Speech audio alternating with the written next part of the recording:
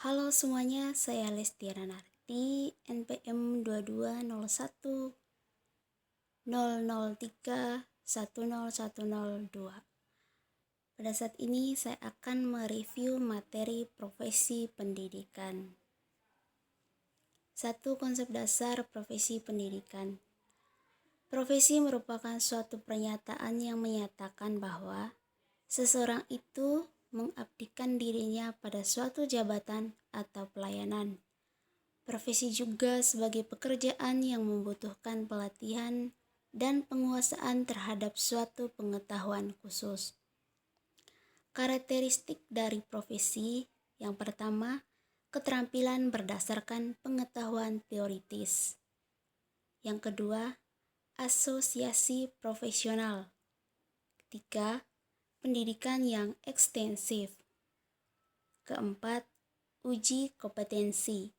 Yang kelima, pelatihan institusional. Yang keenam, lisensi. Yang ketujuh, otonomi kerja. Yang kedelapan, kode etik. Dan yang kesembilan, status dan imbalan tinggi. Profesional adalah seseorang yang menjalankan profesinya secara benar dan melakukannya menurut etika dan sikap-sikap profesional. Yang pertama itu adalah komitmen tinggi. Yang kedua, tanggung jawab. Yang ketiga, berpikir sistematis. Dan yang keempat, penguasaan materi. Apa perbedaan dari pekerjaan, profesi, dan guru? Yang pertama itu adalah pekerjaan. Pekerjaan itu adalah suatu usaha seseorang untuk mendapatkan upah atau imbalan untuk bertahan hidup. Yang kedua itu profesi. Profesi itu pekerjaan yang ditekuni dengan menerapkan 3 sikap profesi tadi, yaitu komitmen tinggi, tanggung jawab, berpikir sistematis, dan penguasaan materi. Yang ketiga adalah guru. Guru adalah definisi pendidik dalam lingkup yang sempit, karena ruang lingkup dari guru itu adalah kelas. Kualifikasi dari profesional. Yang pertama, kompetensi dalam ilmu pengetahuan. Yang kedua, kredibilitas moral. Yang ketiga, kemampuan membangkitkan etos dan motivasi anak.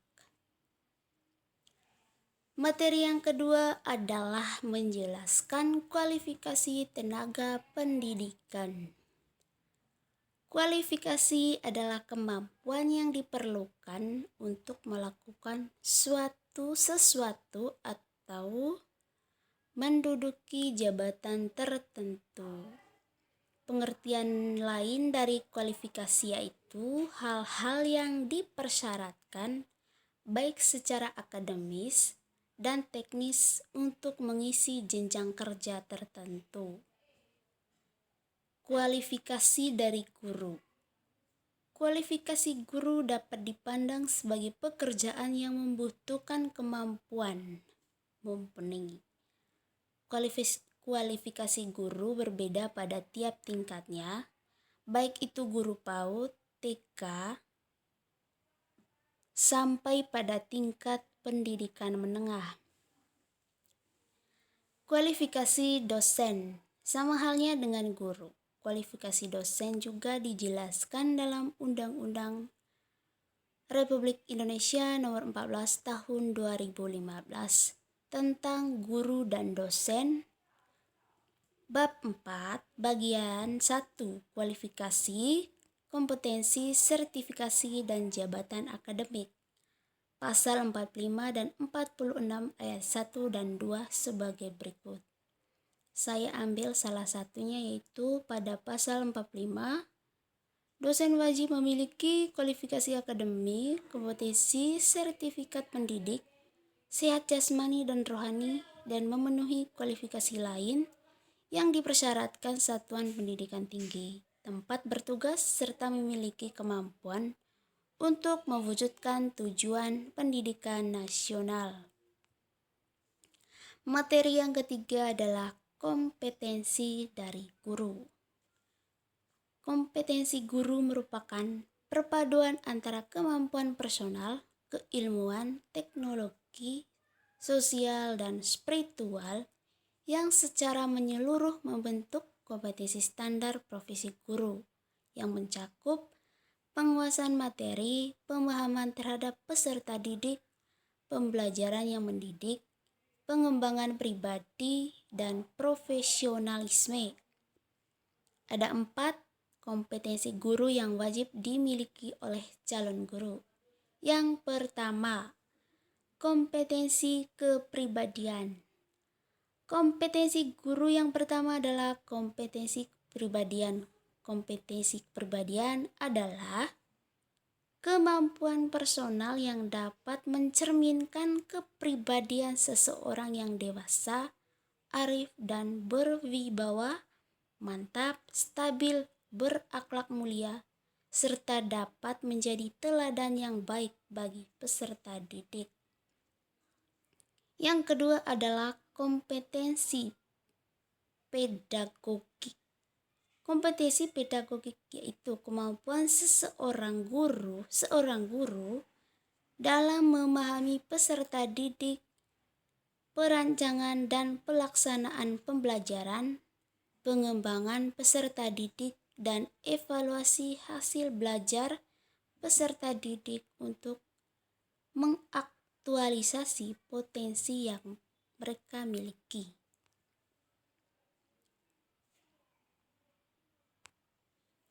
Yang ketiga, kompetensi sosial.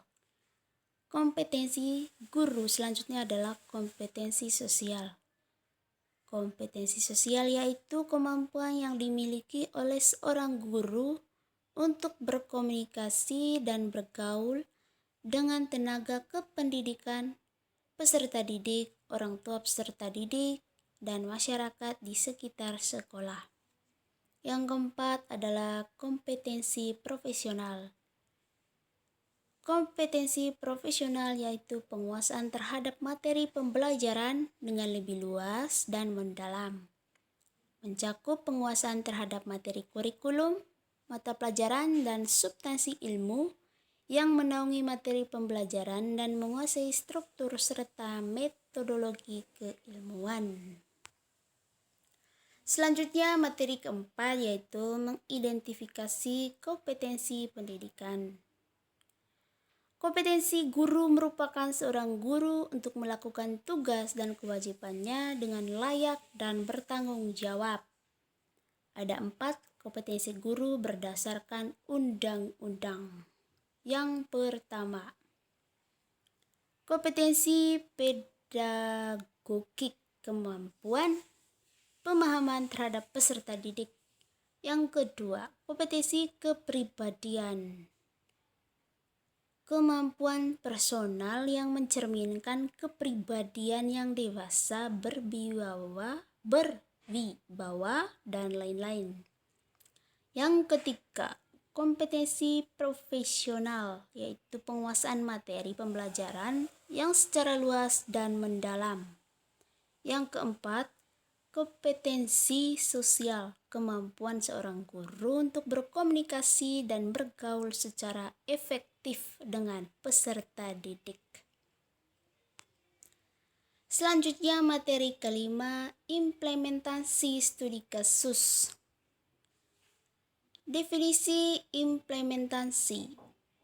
implementasi studi kasus pendidikan dapat diartikan sebagai proses penyelidikan atau pemeriksaan secara mendalam, terperinci, dan detail pada suatu peristiwa atau kasus yang terjadi. Studi kasus dapat diperoleh dari metode-metode penelitian formal.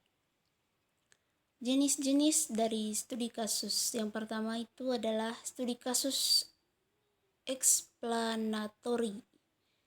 Yang kedua, studi kasus eksploratori. Yang ketiga, studi kasus deskriptif. Berikutnya, ciri-ciri dari studi kasus yang baik.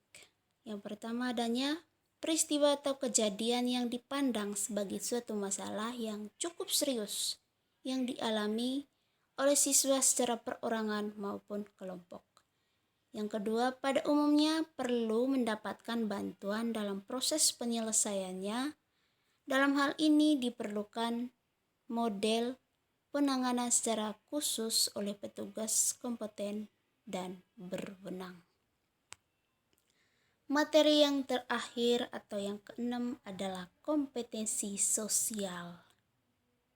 Sebagai profesional yang memiliki tugas memajukan para siswa sehingga mereka bisa masuk ke dunia profesional dan diterima dalam semua kalangan sosial, seorang guru harus memiliki kompetensi sosial untuk 3 konteks kepentingan, yakni yang pertama,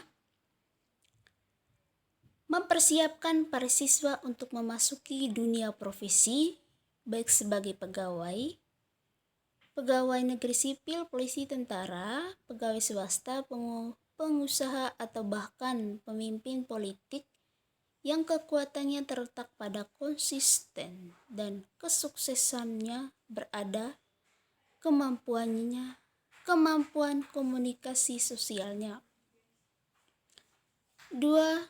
Memperkuat profesionalisme melalui proses peer guidance, peer review sesama guru, baik di internal maupun lintas satuan pendidikan. Ketiga, memperkuat institusi pendidikan melalui optimalisasi partisipasi seluruh stakeholder sekolah guna meningkatkan mutu layanan pendidikan. Baiklah teman-teman, itu saja materi review profesi pendidikan dari saya. Sekian dan terima kasih.